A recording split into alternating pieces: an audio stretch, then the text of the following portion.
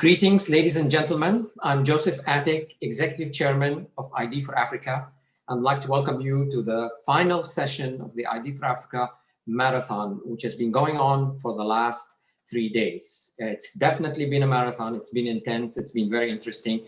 I've been listening to all the presentations and what's been going on. I hope you found them very interesting to you and also pertinent to your objectives, whether you are from the African governments or from the private sector or from the development agencies.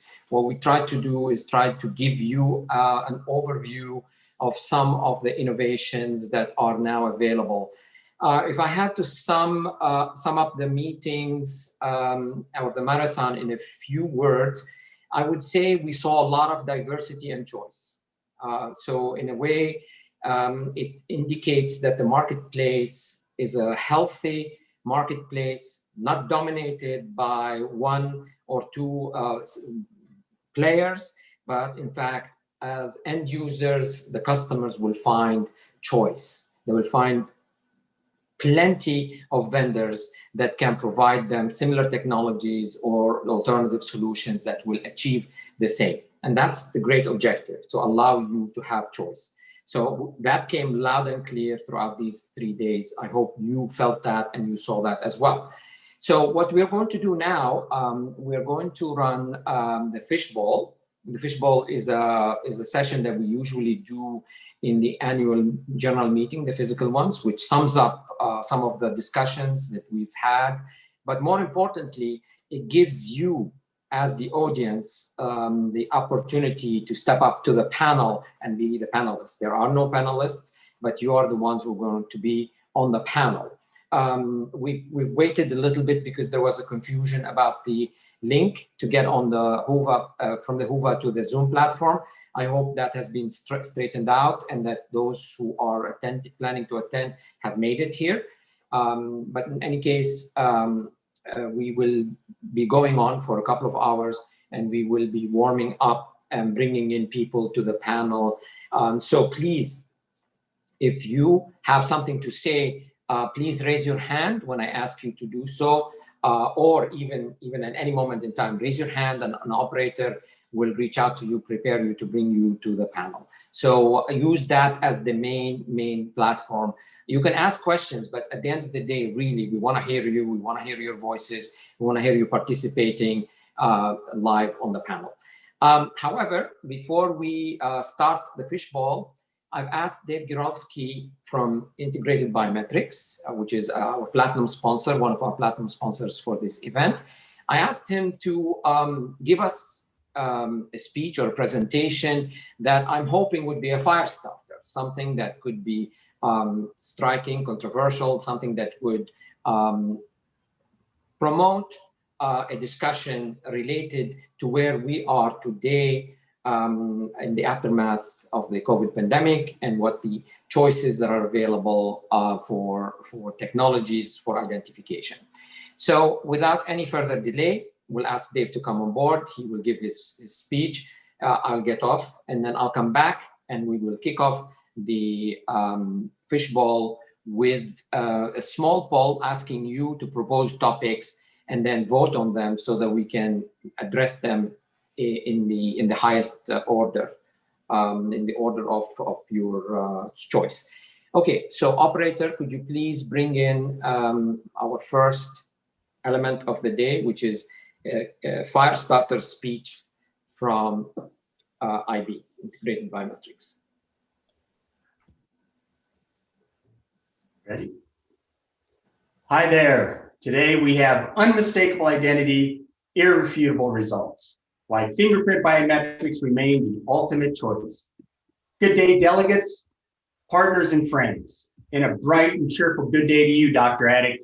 Thank you so much for inviting me to speak to this distinguished audience as we prepare to complete the first virtual ID for Africa Summit. I am David Gerulski, Executive Vice President of Integrated Biometrics.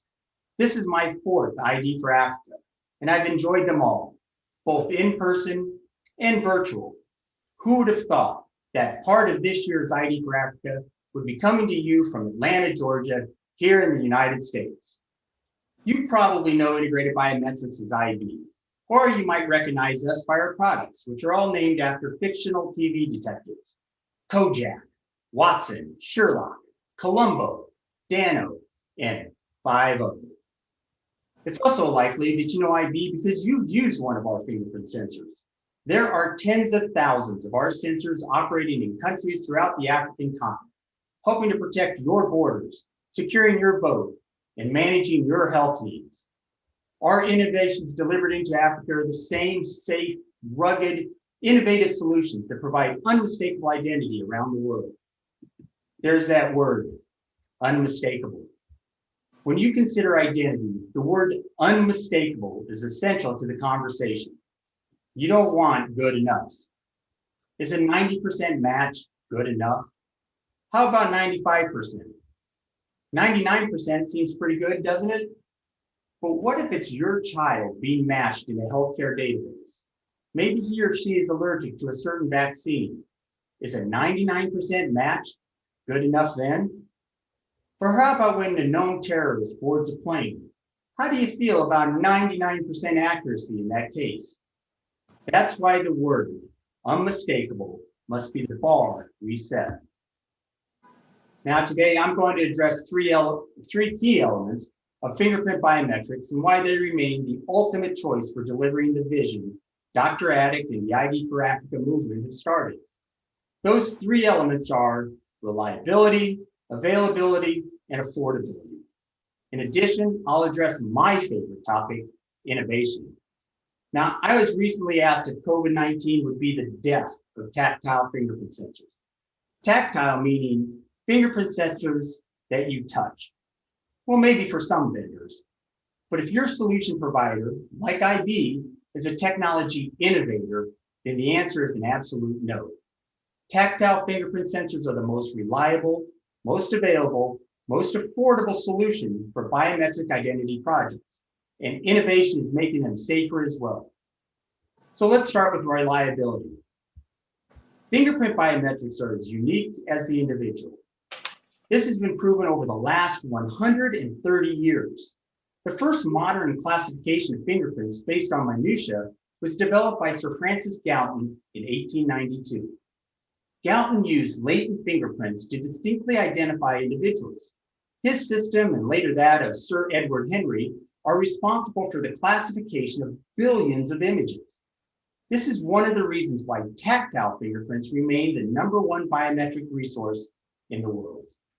And best of all, for more than 40 years, fingerprint collection has been based on the same FBI certification standard, capturing 8 fingers, 2 thumbs pressed against a flat surface, and now uploaded to an AETHIS database where electronic matchers ensure a unique pairing. What's common among the FBI certified fingerprints? Each one is captured while pressed against a flat surface. The image is stored at a resolution of 500 ppi and consistent with 256 grayscale levels. There are other biometric innovations available in the market, many which have been discussed this week. But while these solutions are touted as fast and easy, are they accurate enough? Consider the case of Robert Williams in the US, a young Black man wrongfully accused by an algorithm, where a faulty facial recognition match led to his arrest for a crime he did not commit. Police arrived at Robert's home and arrested him in front of his wife, his children, and his neighbors. They handcuffed him and hauled him off in a cruiser. The algorithm was confident it was Robert's face in that video. But we all know how well that worked out. So ask yourself this: if you were Robert, would fast and easy be an acceptable criteria? That's why it's important that fingerprints are largely unbiased. And at IB, we take that even one step further. To us, every fingerprint is blue, even before converting to grayscale. There is no identifiable pigment in an LES image. Neither race nor ethnicity is part of the equation. And what about privacy? With fingerprints, you decide where you want to be identified, which is not the case with other biometric solutions. The use of facial recognition in a public forum takes away your right to privacy. By simply walking down the street, with a strategically placed camera, you unknowingly expose your identity to anyone with access. Now, let me be clear. These and other forms of biometric identification have their place, specifically in verifying the identity of an individual in a multimodal solution. However, for enrollment in large data sets, tactile fingerprints remain the most secure, the most reliable avenue to identification. Now let's address availability. Electronic tactile fingerprint sensors have been on the market for 40 plus years. Addressing specifically the FBI certified market, a variety of biometric providers and products have come and gone. Yet, as stated earlier, because the fingerprint market is a standards-based, changing vendors or hardware devices over time has always been relatively easy to do. For example, the market went from 10 print scanners as big as a shoebox to devices like this that can fit into your shirt pocket.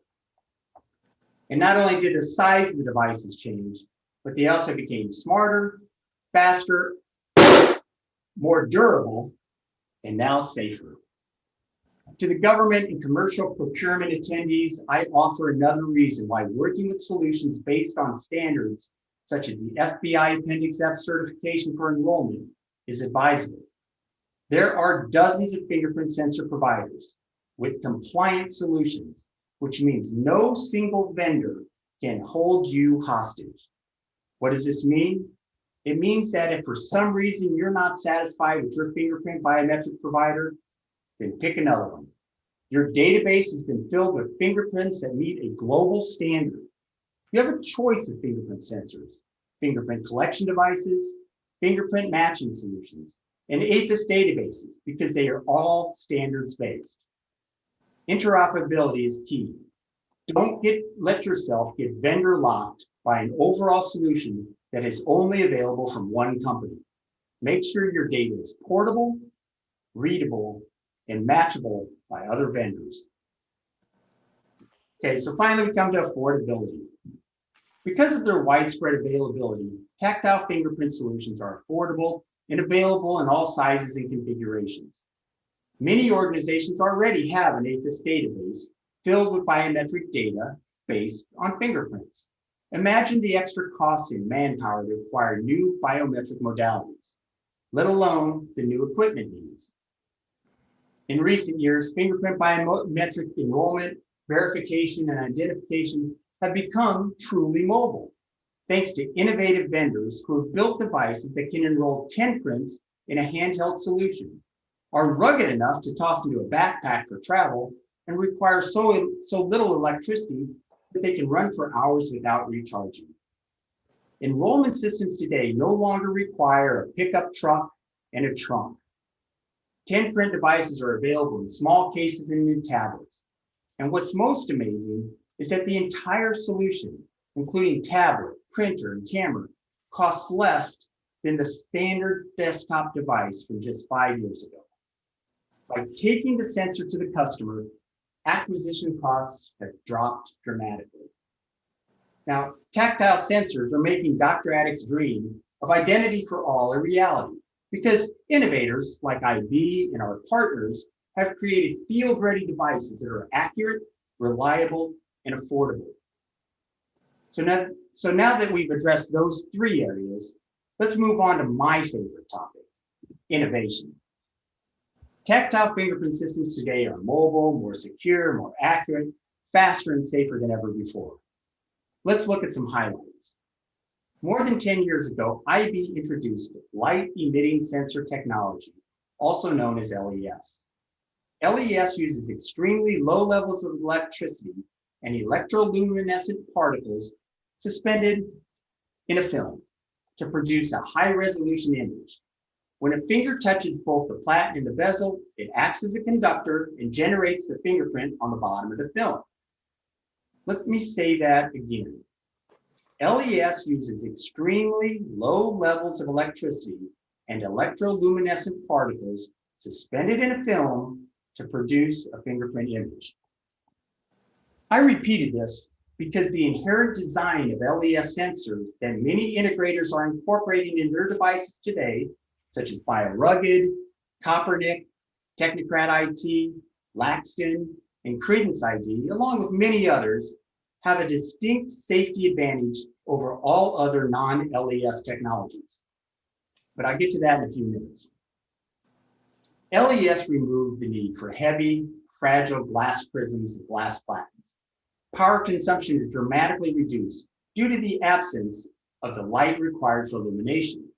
Fingerprint acquisition no longer requires a darkened room and can be completed in the field under direct sunlight. The development of thin film transistor technology, also known as a TFT, has dramatically reduced the size of fingerprint sensors. Multiple vendors today offer TFT sensors as a solution. New advances in encryption technology allow information exchange between sensors and hosts to be secure, which prevents man-in-the-middle theft of the data. This technology is important in scenarios such as election kiosks and other unattended venues. To prevent fake finger enrollment or identification, presentation attack detection software, also known as PAD or anti-spoofing, is an advanced technology which uses mathematical algorithms to determine if an image is real or fake. With LES, PAD software is supplemented by hardware-based fake finger rejection. Government and commercial entities alike are making huge investments in biometrics. To protect these investments, locking software is now available to prevent your fingerprint sensor from operation with an unauthorized host, ensuring your sensors are not being borrowed or outright stolen and used as a collection device by another entity.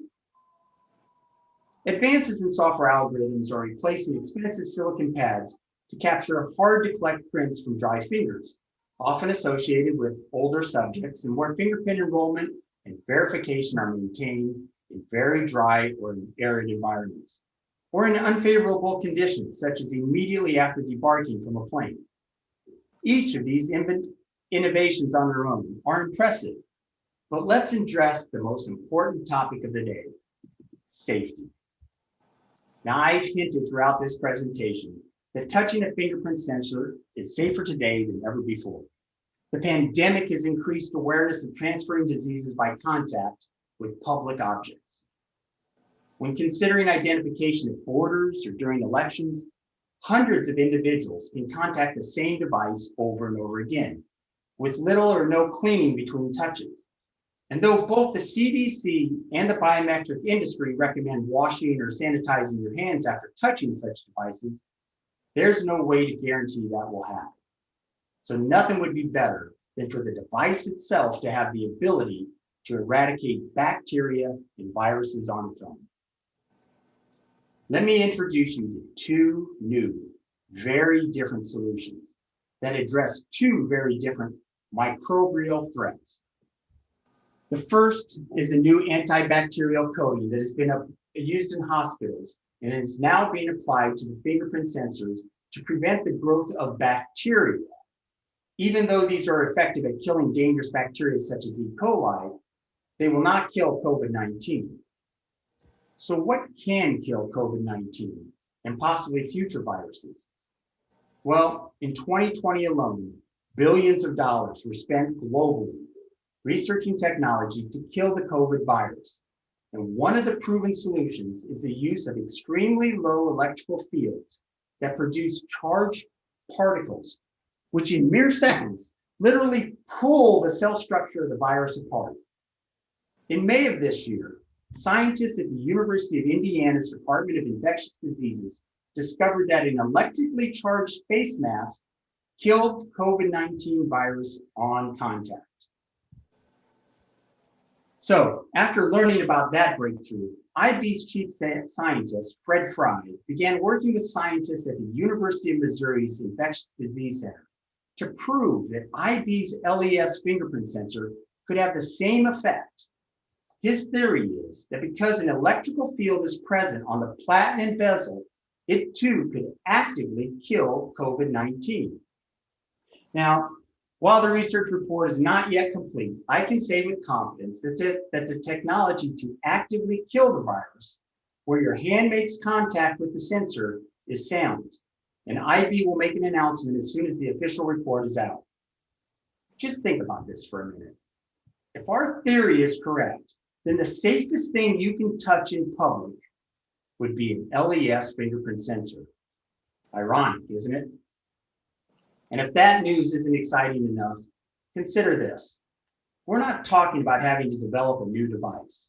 If you already have purchased LES sensors like NIBS in Nigeria and the electoral committees in Ghana and Zambia and applications throughout Africa, you already have everything you need because all LES devices inherently have the COVID killing capability.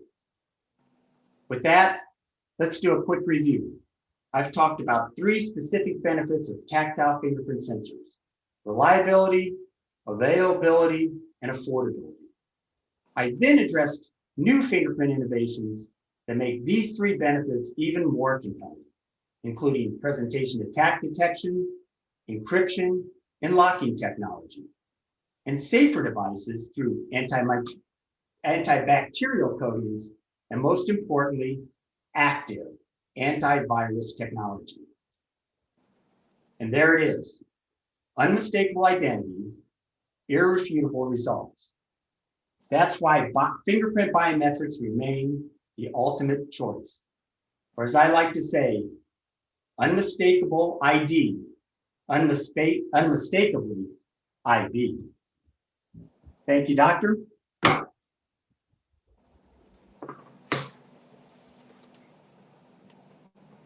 Thank you so much for this presentation, Dave. We should take any questions for Dave in this regard. So, anybody would like to step up to the plate? What Dave is basically saying is that, correct me if I'm wrong, Dave, fingerprints can be implemented in a safe manner to maintain the same level of standard that we've all been accustomed to, which is that fingerprints have delivered for all ID programs in the past. So somebody has raised their hand. I'd like to bring them to the panel, raise the question and discuss with Dave and engage. Paul, could you elevate Paul to the panel, please?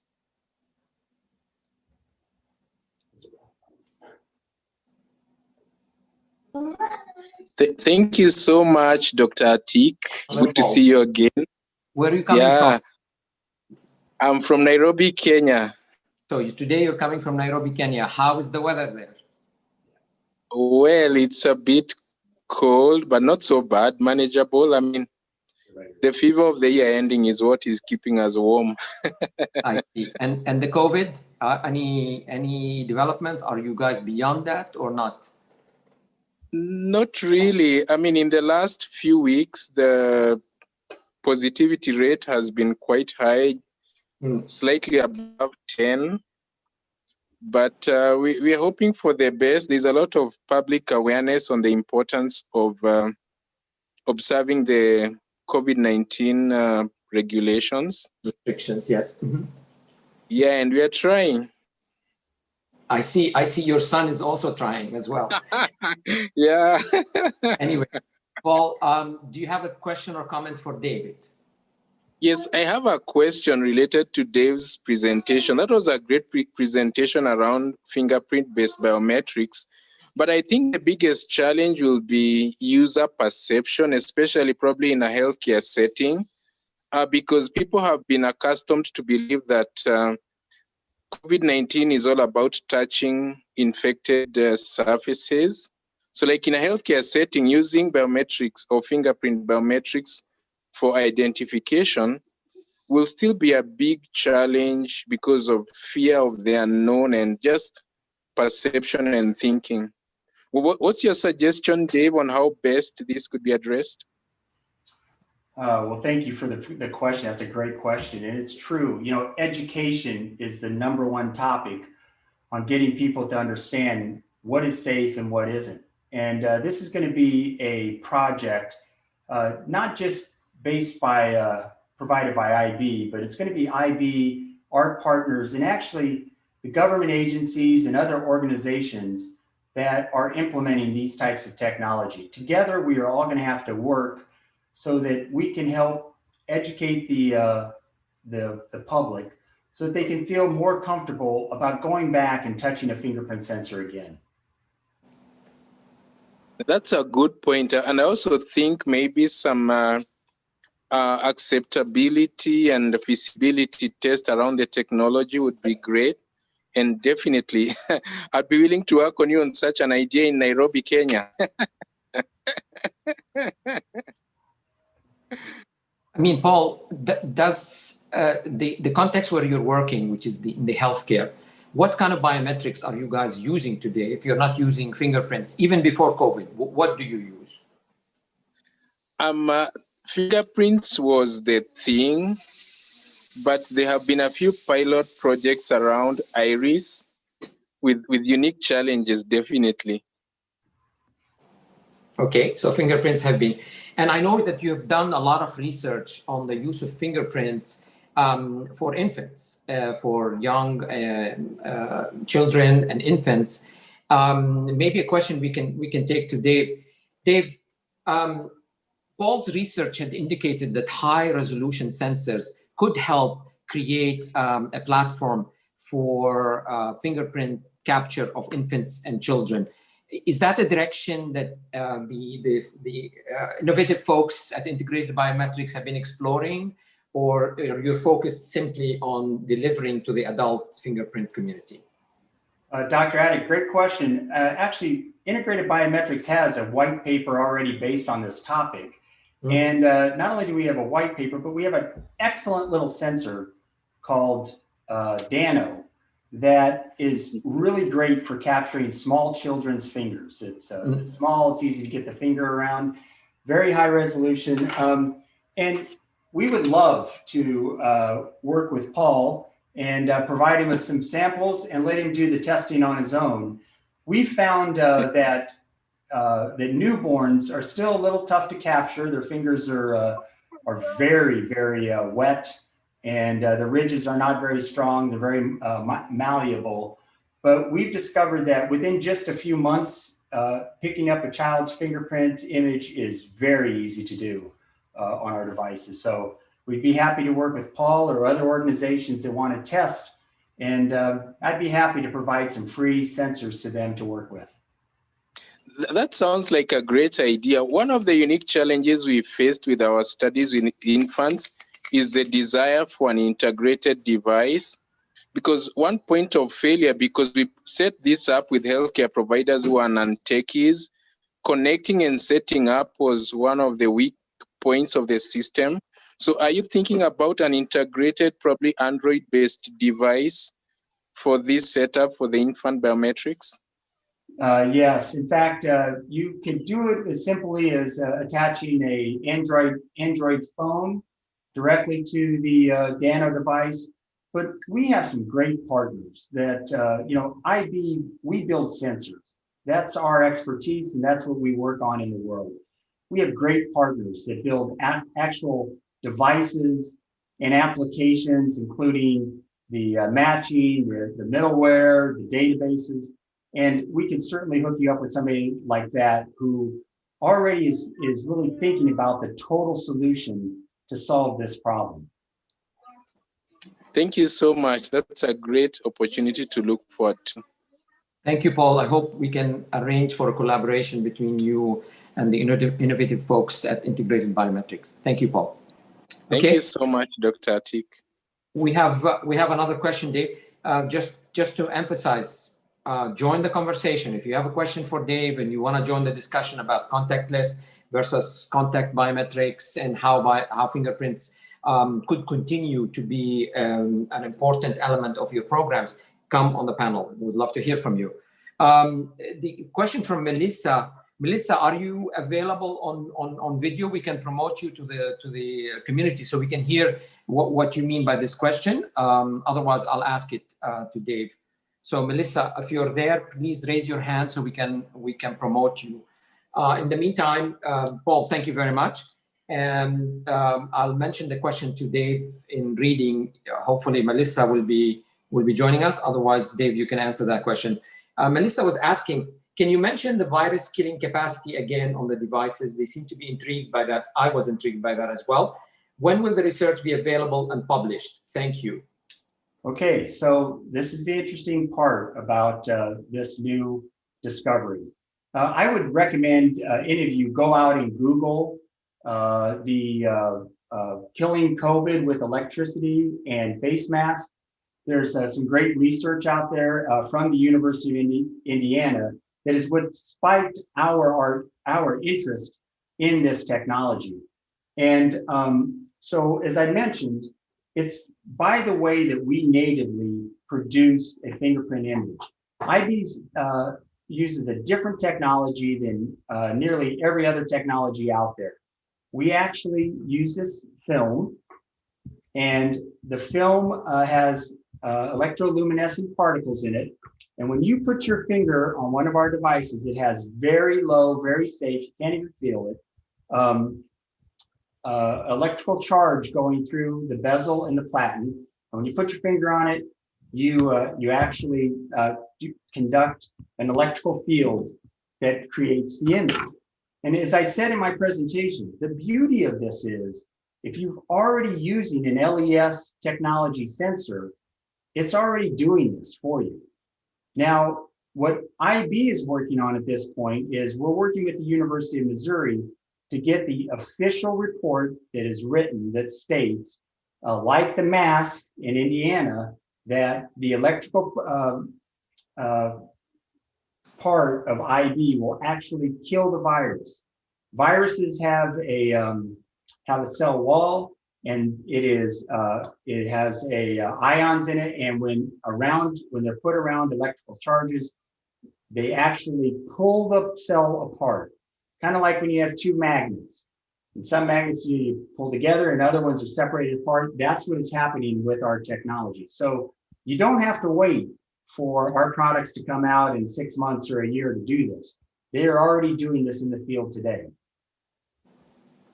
Excellent. I think we've got Melissa with us finally. Melissa, hi. Could you please introduce yourself? Who do you work with? Where are you based? And where did the question come from? Where is your interest? Wonderful. Well, thank you so much for having me. This has been a tremendous week, and I'm just so grateful to be a part of it. My name is Melissa Stalick-Burke. I work for AID. We're based in Malta and also affiliated with Trustamp.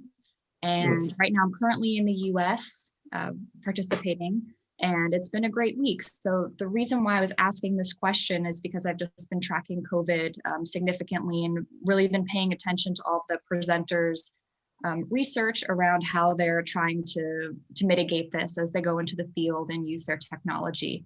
So I just wanted to know more about how this was being developed and some of the new ways that it could be implemented. And again, that research, that was very helpful, David, to know where to look for it. And I've just been trying to track it and understand best practices. So I'm looking forward to it being published soon. So thank you. Great, thank you very much. And excellent. You know, one of the things that people have said to us after they've learned this is they said, "Hey, wait a minute, can we put your film on the bathroom door?" I don't think we're there yet, but there are other places that that this type of technology could have real benefits in the near future. Well, thank you so much, and thanks for having us be an exhibitor at the event this year. Thank you, Melissa. Thank you for being here. Okay, before I say goodbye to Dave, I'll remind you, we're going to continue the discussion, but broader. We're going to broaden to talk about any topic that you think is pertinent on your mind. Of course, if I don't see any topics pertinent on your mind, I'll start putting topics pertinent on my mind. So, but before I move into that, I want to give a personal testimony. Dave, as you know, I've known about your technology, maybe now 8 years. I can't remember going back how long it was, but when I first saw your technology, I said this was a game changer.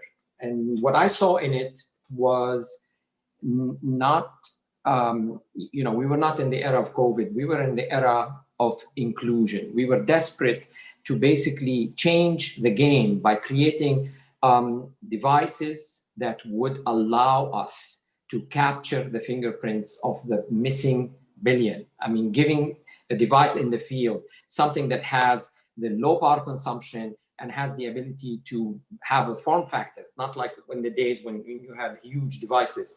So personally, I was a witness to this. Of course, I have no commercial interest in IB or anything. This is not an endorsement. It's just a personal testimony, is that when I see an exciting innovation that comes along, I like to share it. And I can say that as a result, for example, Mexico managed to develop its identity ecosystem for banking as a result of this breakthrough. And now I'm seeing a lot of places in Africa. How is IB's penetration in Africa going right now? Could you just close up by saying where are you in Africa and how do you see Africa being part of your future? Well, we are quite well spread out across Africa. We were involved in the Guinea elections this year, the Ghana elections, the Zambia elections. We have we've actually, put our technologies in some really great places. We've been working with an AIDS organization in South Africa to be able to do identification without actually giving away names and such, but and some other really interesting applications for human rights. So we're all over. There are some very large opportunities that we're working on today. 2020, though it's been a COVID year for all of us, we've had good results this year. We expect much bigger next year in 2021. As I always like to say, our goal is to build the best sensors. Not only are we doing these things for health, but we're also thinking about our actual partners or the end users who need locking devices and great fake finger devices. We're doing innovations. IB wants to be the innovation company. And then we leave it to great partners all throughout Africa, both local on the ground in Africa and other organizations that are coming in from other countries or continents who are working there to make the best applications. And we're really proud. We're really excited to be the innovator that these people are working with to base their devices on. Excellent, Dave. Really, thank you so much. I see a raised hand. Operator, could you please elevate Greg Vogt to the panel?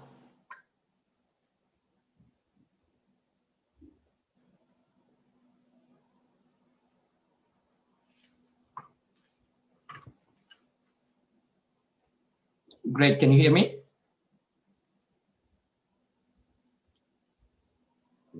I think if Zoom is listening to us, they need to speed up the up and down. Hey, Greg. Hi, I think I'm on now. I wasn't sure if I was on there.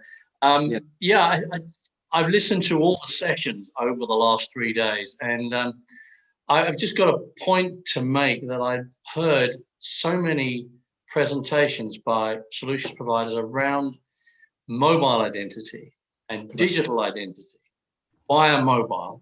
It's not surprising because with COVID, the idea of people identifying themselves remotely has become more and more important. So a lot of mobile identity presentations and discussions, a lot of digital identity, but that's over smartphones, and a lot of onboarding presentations, but again, those were all over smartphones. And I'm just wondering, I'm interested what people think about the fact that they're all related to smartphones, because I know more and more people are using smartphones in Africa today, but still, as far as I'm aware, by no means the majority. And I don't know how long it will be before the majority of people in Africa are using smartphones. So still a lot of people using ordinary feature phones. And so I'm just wondering, where this is going to go in Africa if you need more digital identity and onboarding and everybody's using feature phones. Yeah. This is a good thread for us to take on, but let me direct it back at Dave. Dave, what Greg is pointing out is that the future is going into the mobile phones, and the mobile phones are not yet able to use integrated biometrics as platforms. Can we expect that one day will come that mobile phones will have integrated Biometrics' platform, maybe even in the glass itself? I mean, where are you in that regard? So a couple different things there. The one key I want to make is that remember that we promote enrollment with an actual FBI certified fingerprint sensor.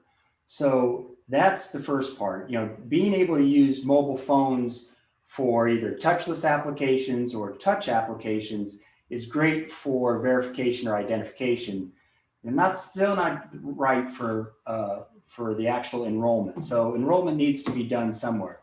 IB actually has devices. Then the next thing that happens is that most fingerprint scanners on any type of a phone are not good enough for really large databases. So there's applications that are based already, and it's hard for you to see, but where you can actually take an IB FAP30 device and attach it directly to the phone.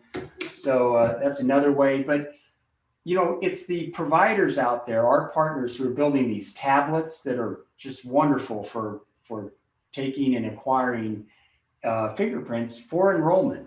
And so yes, there are solutions coming for mobile phones. IB itself has a touchless application that is available for recording your own fingerprints. But we still believe, and I think most of the market believes and understands, that you need an FBI certified fingerprint scanner for enrollment purposes. Enrollment. Okay. David, thank you so much. I'm going to release you. Once again, thank you for being part of the ID for Africa movement from the beginning, and thank you for continuing to be with us going forward. We hope we will see you in a physical context in 2021, and there will be more wonderful news to share. Can't wait to see you in Morocco. Thank you. Thank you. Thank you so much.